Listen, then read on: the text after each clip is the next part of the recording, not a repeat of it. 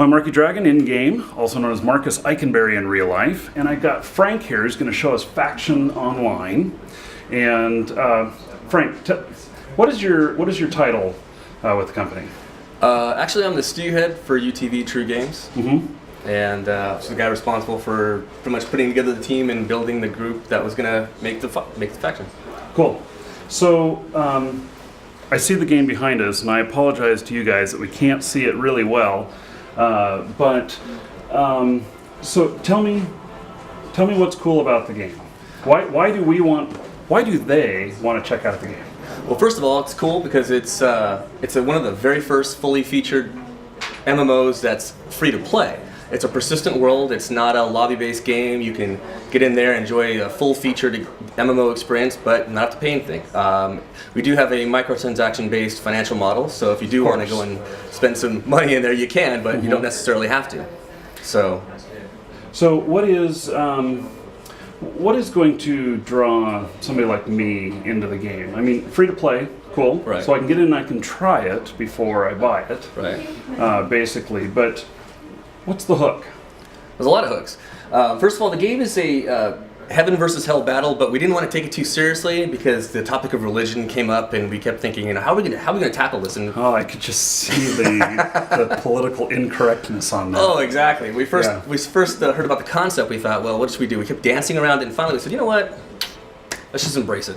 We decided to take it with a tongue-in-cheek, Family Guy kind of an attitude. So we kind of poke fun at everybody and everything, hopefully equal, so you don't offend, We'll just offend everyone. We'll just offend everyone equally. That way it won't be too much of a problem.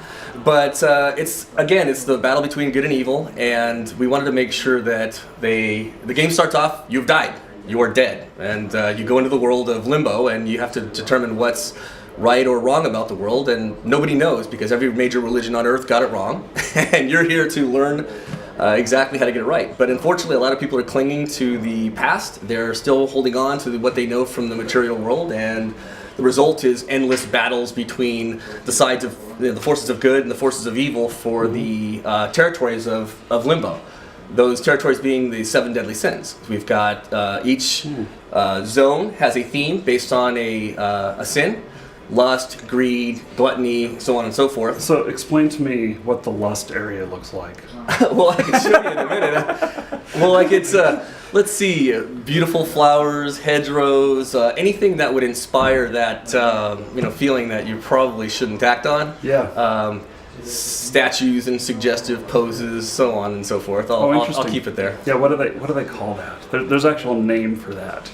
There is escapes. Yeah. It's a type of artwork with statues in, what would be inappropriate positions in most video games. Well, they're not inappropriate positions. If you were to suggestive, do some rearranging. Suggestive. Yeah. Okay. We wanted to have fun with it. We're not here to do anything that's obscenely over the top and just downright raunchy. It's more to have fun and poke. So we have big battles, I imagine. Yes, that's the major point of the game, is that the world is constantly in a state of flux because the forces of good are fighting the forces of evil, and they're fighting for the control of these zones. If the side of heaven controls one of these zones, for example, lust, the world is less lustful. If the side of evil controls it, the world is more lustful. So interesting. Yeah, so it's an opportunity for people to get in there and have a lot of fun fighting other players. We wanted to make sure that we give the people a good, solid PvP experience, but we didn't want to push it over the top where it was too much, where it would drive people away if they lost and suffered a loss. But we didn't want to make it too easy, where it was just kind of like a first-person shooter. You die, you respawn, you go back. So we've been able to create a balance of those fights, and it's great because people go into those zones and they fight for control over them, and if one side manages to control all of the 7 deadly sins, then something occurs. It actually hasn't occurred yet in beta yet, but I don't want to let that cat out of the bag. So it's kind of something like working up to the mega boss, or something like that, right? Yeah. Where you work together and something glorious or horrible happens. Right. There's very dire consequences should one side control the entire world or the other side control the entire world for the opposing faction. So how many people do you envision would be in battle together at the same time? Well, that's a tough question. We decided to make it persistent. We didn't want to have an instance-based game, but with that came certain challenges. Because if you have an instance-based game, you can control the number of people that get into the game or not. Basically, you can go in and say, I want 10 on 10 or 20 on 20, and then the side fills up and then they go and fight. The problem with the persistent world is that anybody can show up whenever they want. So our goal was to have as many people as possible. And right now we've tuned it for about 30 on 30. We are trying to keep our server populations relatively low. We don't want 5,000 people on a server. We want to keep it small so that there's more of a sense of community. So we think that's a pretty good number. But again, that's one of the things we're doing in beta now is tuning it so we can get as many people in there as humanly possible. But our goal is about 30 on 30. Right. What is some of the reaction that you've had from the beta, from people in the beta, that you thought was cool or unexpected? Well, we've had a lot of people get offended, but that was kind of expected. No, that's good. Well, look at Howard Stern, how successful he is. Oh, well, I wouldn't go that far. But yeah, well, I'm just saying, being offended is okay. One of the funniest things is we have a weapon in the game that's the Bible Thumper, which is basically this big stick with a big Bible slap to it, and you run around and you thump people with the Bible, and yeah, that kind of pissed a few people off. I can see that. I can see other people that are playing just because of that. But I guess some of the feedback you're probably asking for is what they like, what they don't like. Right now, we've only let a smaller number of people into the beta. We're at closed beta 2 right now. We haven't let a lot of people in because we're trying to react to the feedback of the initial set of players that have gotten into the game. And we found that we've had to do a lot of combat tuning, making sure the abilities were working properly. In a PvP game, it's important, right? If you have something that's really drastically overpowered, it could really damage the game. So yes, we've been doing a lot of that. So the boards are hot and heavy about things we've messed up or things that they like. For the most part, it's been fairly positive. The community is very active on the boards. There's not a lot of negative feedback like this game just sucks. It's been actually pretty cool. And considering how quickly we built this product and how quickly we got it together, it's a little bit flattering. Mm-hmm. Cool. So now you mentioned beta.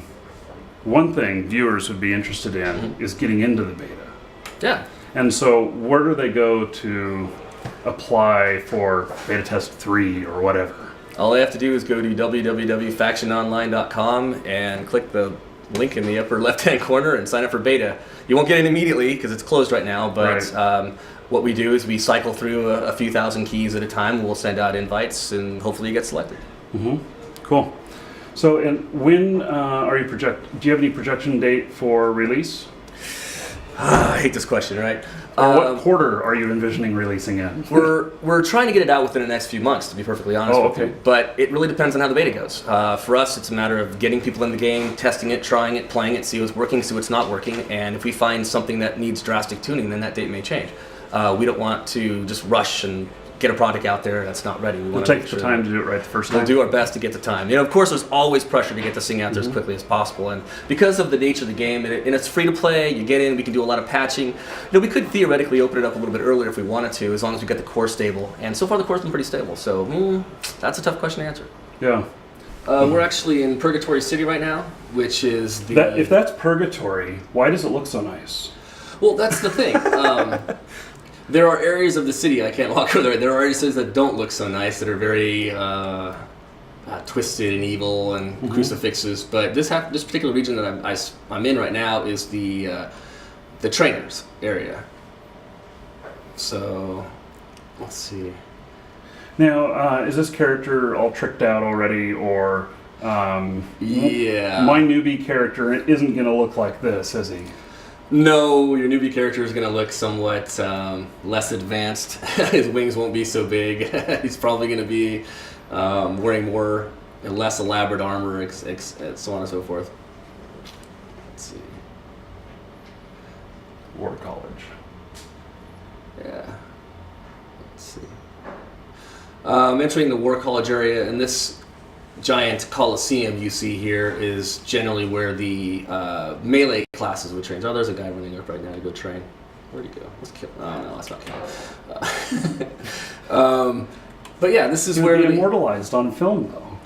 No, actually, we could, but it wouldn't be fair. No, actually, it's funny because this particular area here is. It's a safe area. People aren't supposed to fight here. Oh, okay. We didn't want to make it so that there was no safety anywhere you go. We wanted to make it so that we wanted to make sure that people could have some fun. Some of the guys on the team worked on games like Ultima Online and Shadow Bane, and there was a lot of problems with excessive player killing and things like that. So we wanted to make sure that you could do those things, but not. You know, I was Not one of take those advantage of guys. it. Oh, which Yeah. one? Oh, PK. Oh, you were a PKer? Oh, absolutely. You know, we got in a lot of trouble. Yeah, well, yeah, that's. I noticed the interesting spelling of faction. Yeah. Yeah. I just now noticed that. Yeah, you know, honestly, there's no real story behind that. Not really. It's just, that's what it became. This is the Avarice Canyons. The theme of this zone is greed, and I'm at the entrance here, but the whole point of this zone is that there's these greedy tyrants, overlords that have mined this area to death, and we've got creatures in the game that are trying to dig their hands into the ground to get gold, and it's fool's gold. Interesting. So there's this gigantic vault where all of this gold is going. I'm gonna cheat actually.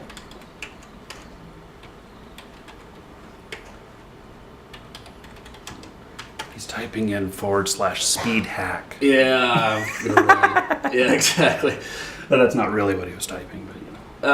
I've also got it turned off so these guys won't kind of beat the heck out of me right now. Yeah.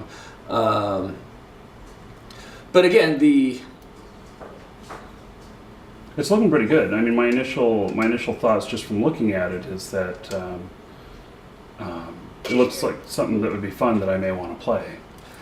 Well, And yeah, that was actually kind of the goal of the game here. Is we wanted to make sure that it was a full-featured MMO, and we wanted it free. So some of our initial concerns were that players would not be attracted to it because it was free. They thought, well, it's free, it's cheap. You know, obviously because it's free, we wanted to make sure it ran on as many machines as possible, so the graphics specs are a little bit lower than you would see on some of the 50 million plus MMOs.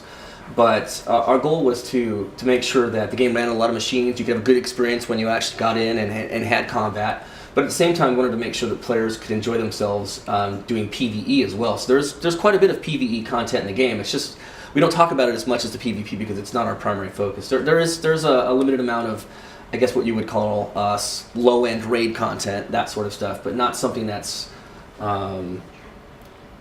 it's not focused on that. I'm trying to get to this vault here. And As so- you can see, our worlds are pretty big. Yeah, while you're running there, what so for the free-to-play purchased content, Yes. what is it that you will be selling exactly? Well, and that's actually the kind of trick because we wanted to make sure that the game was fair and balanced, right? So how do you do that? How do you get someone that could buy a victory and have it so that other players aren't upset about it, right? It's a very common theme with all free-to-plays. Yeah, exactly. We didn't want people to be able to buy a victory. So what we did is we took the tactic of anything that you can buy is currently available in the game, with the exception of some vanity items, in other words, visual items. So we kept thinking along of time versus money. If you have a lot of time, but you don't have a lot of money, you can play the game and slowly acquire these things. But if you have a lot of money and not a lot of time, you can go ahead and up your characters quickly. So we have an ability. It's the lawyers versus the kids in school. Exactly, because I mean, when I was younger, I mean, I played a lot of games like, I was at Origin when UO was being developed, and I played a lot of UO, Meridian 59, Dark Age of Camelot, a lot of the old school games. Yeah. And if you didn't have a lot of time, you couldn't really keep up. So we developed a system which would allow you to, if you wanted to move up quicker, you could spend tokens. So we have this ability training queue where it's constantly training your abilities 24 hours a day, 7 days a week.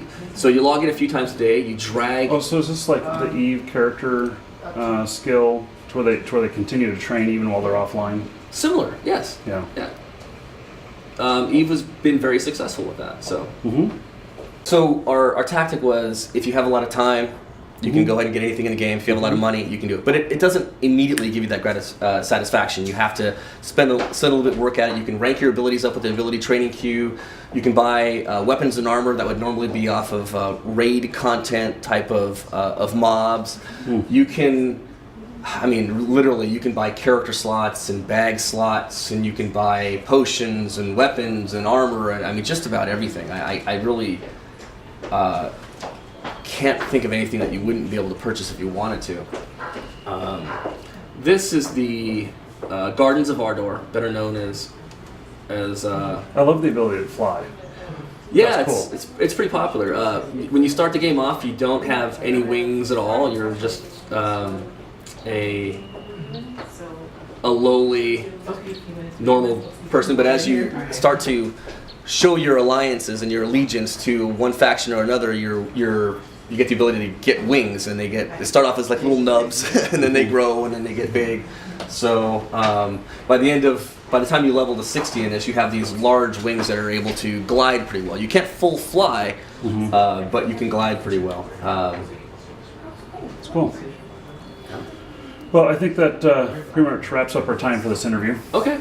Unless you have anything else that you really want to show us. Actually, I do, but I think it would take more time. More time. There's tons and tons of zone, tons and tons Yes. of content to go over it every. And we see some of these suggestive statues. Yeah, sometimes players like to position themselves right around there, and that's not Sure. screenshots. And, yeah. Okay, I can't Frank, stop them. Thank you very much. Thank you very much.